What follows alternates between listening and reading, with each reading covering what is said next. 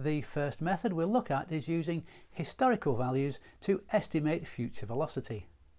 To use this method, you'll need to have already been tracking your team's velocity.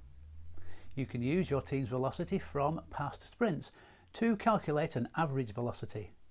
This average can be adjusted with each sprint your team completes together.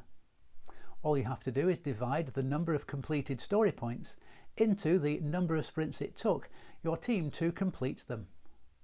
This method is most useful if you're working with an established team.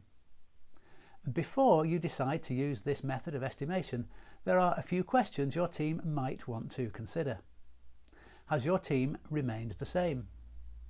Do you have the same product owner?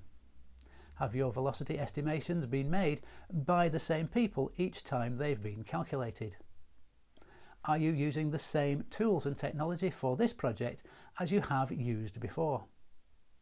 Have the project domain and the working environment stayed the same? If the answer to these questions is yes, then using historical values may be a good choice for your team.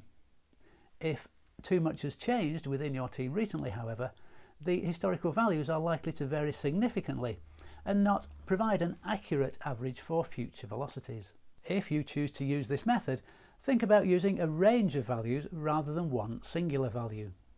You can either choose the top and bottom velocities from the past couple of months, or you can add and subtract a set number of story points from the average.